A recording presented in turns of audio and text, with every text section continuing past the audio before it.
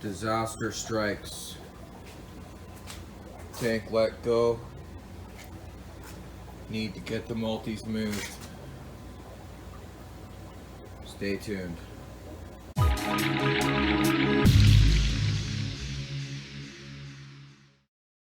Connor woke me up this morning. My multi-tank being half empty.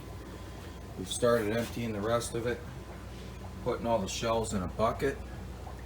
Put towels down to clean up.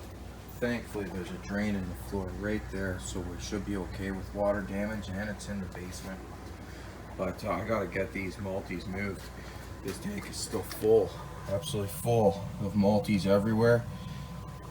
I'm currently putting them in a bucket right now, down here.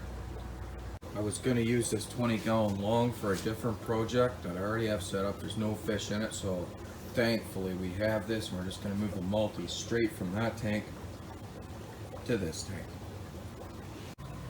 So we have to get every single shell out of here because there's potentially baby multis living in these shells, and adults for that matter. The shells, they hide in them.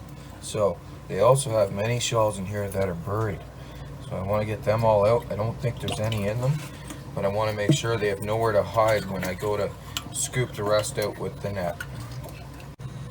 So I set a light up on top so we can at least see them easier to try and get as many as we can out. Hopefully the teeny tiny babies that we can't see are inside the shells in this bucket I have. Most of the fish we have are now in this bucket. It's just the last few fish we have. Sorry it's all stirred up, but hey, we got an emergency here, that happens. But there's still quite a few fish in here that we need to scoop out and get this tank drained before it leaks anymore.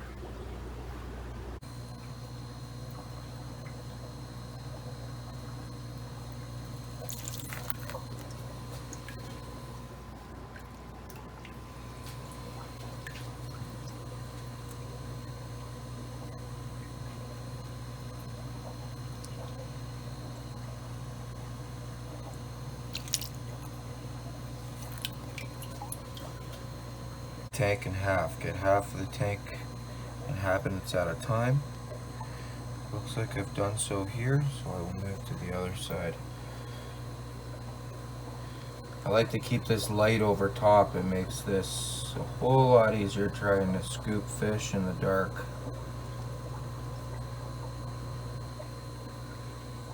Good haul.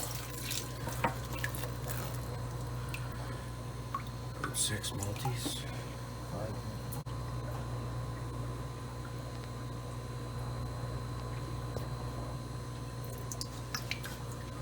So now what I do is I basically skim the gravel and sand bottom with the net looking for movement, because these fish are very good at camouflaging themselves at the bottom of the tank.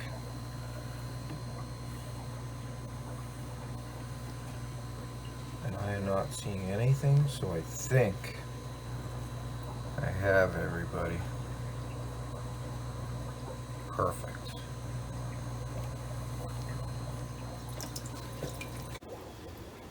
So I had this 20-gallon long set up with a lot of guppy grass and hornwort and whatnot. I was going to set up a new breeding project in this tank, but instead I've removed as much of the plants as I can, and now I'm going to start trying to scape it up for these guys the best I can in this emergency situation. So we have the bucket of shells with the fish in the shells ready to go into here. And I don't want to leave them in this bucket too long because they are all piled on top of each other. Most of the fish are in the shells, so when I put the shells in, essentially I'm putting the fish in. So what I've done is I've actually taken water, what was left in the 30-gallon tank, took a whole bunch of water out of the 20-gallon tank and gave them the water they're used to in here for now. They don't need any more shock or nonsense in their lives right now, as they're already going into a tank that's 10 gallons less than what they had.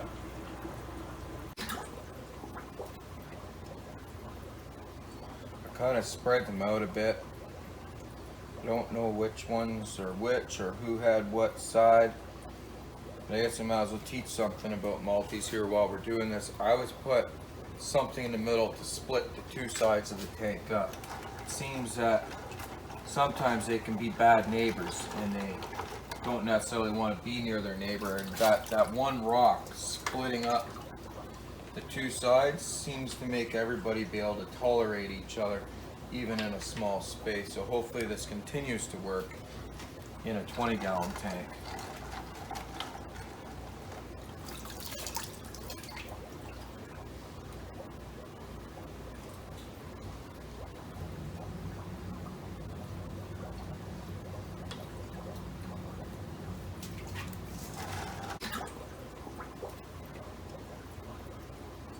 Kind of spread them out a bit.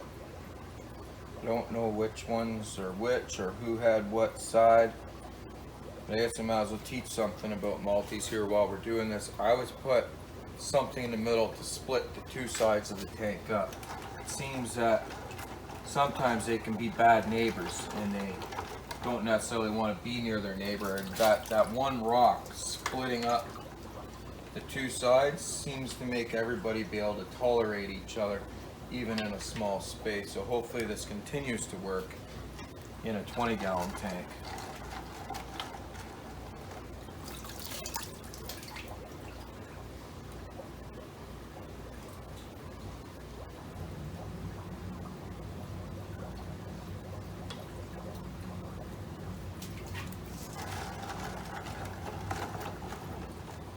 Probably 75 shells or more here. Everybody should be able to find a home. Many were buried in the old tank because they do bury some shells they don't like or want. See how this works out. Could have been worse. The 30-gallon tank could have been empty when I came down this morning.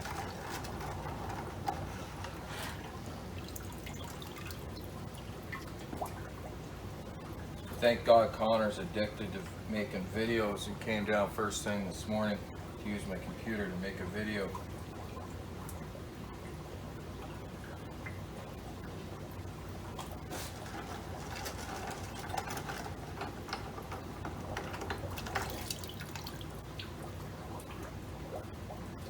Everybody's gonna have to find new neighbors. This will probably put all the breeding on a stop for a long time. There was a large amount of young fry in the 30-gallon tank. We'll see how this will affect them. Well, it doesn't look like much now because it's dark and I'm waiting for the lights to come on with the timer. But there we have it. All the shells are back in this 20-gallon tank. I think that's going to be incredibly cramped for these guys. They're already busting at the seams, literally, in the 30-gallon tank. Let's have a look at what this looks like after the lights come on. Well, here they are now that the lights are on. Nobody looks too much worse for the wear. I don't see a whole lot of babies. They may be just staying inside their shells right now, but like they've probably lost their parents, everything. They're gonna have to sort all this out. Would be nice to see one poke its head out, but we've got a lot of fish in this little tank. I think she's a wee bit overcrowded and we're gonna have to sell some fish out of this tank for sure. But it looks like for the most part everybody's looking okay. I consider this a win. A really bad situation that could have gone way worse if I didn't have the space and I wasn't prepared, and if I didn't know what I was doing. This would have been way worse. This was a very easy transition. Once we seen the leak happen, this all took place within a half an hour, and I think that's why we're having a good survival rate here so far.